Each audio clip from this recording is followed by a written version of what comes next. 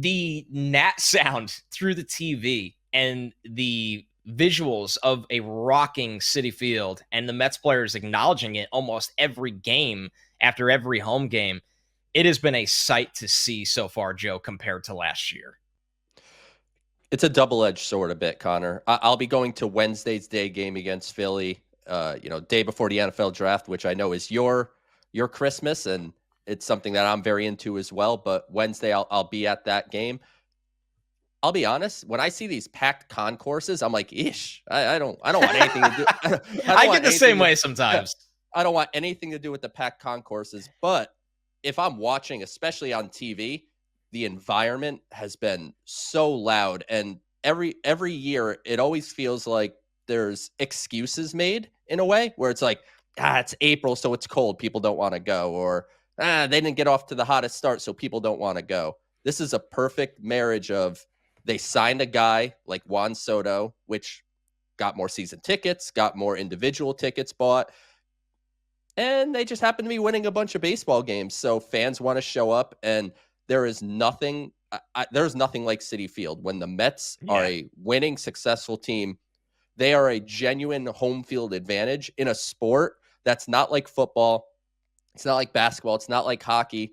There's not so much home field advantages in baseball, but Citi Field is that one location, I think, that has the opportunity where they are so loud.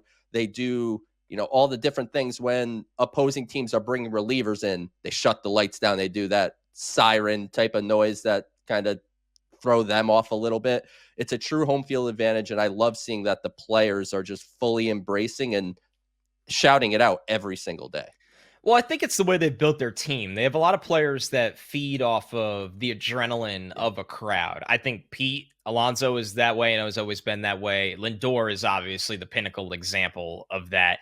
I know it was a foul ball, but in the moment when it was called fair, it felt like Soto wanted to give the crowd a show on that.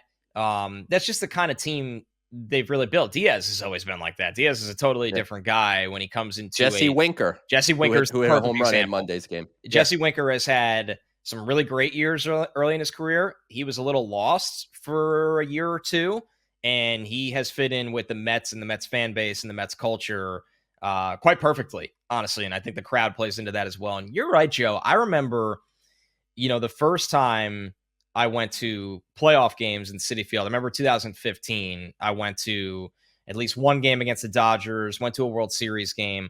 I almost couldn't believe where I was because it felt like being at a football game with how intense the crowd was, how the place was rocking, how well built Citi Field is to handle a full capacity, and just how into it the Met fan is. And not that they've been chasing that since, because they've had moments where they've matched that.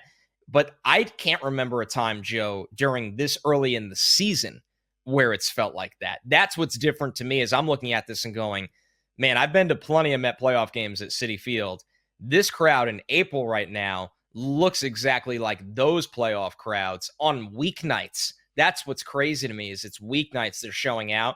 And the best part is, Joe, not only is this team giving them a show with wins, this is a fun team to watch play, the way they play, whether it's Acuna on the bases, whether it's a different pitcher almost overachieving every single night. And obviously the superstars in the 1 to 3 spots in the lineup are just must-see TV or worth every price of the ticket right now. And Connor, if you think about 2015 and 2024, probably two of the most fun years since Citi Field has opened, both those teams got off to miserable starts. Obviously, last year we could go, it was 0-5 to OMG and, getting to 11 games under. And 2015, people forget because you have the documentaries highlighting the trade deadline and all the stuff that happened. That was a team in May or June. Oh, it was rough. Who are they selling? They can't hit the broadside of a barn. This team is off to a hot start. Fans are buying in, players are bought in, and that to me is the recipe for what is a team that right now, as of this recording, is tied for the best record in baseball with the Dodgers and the Padres.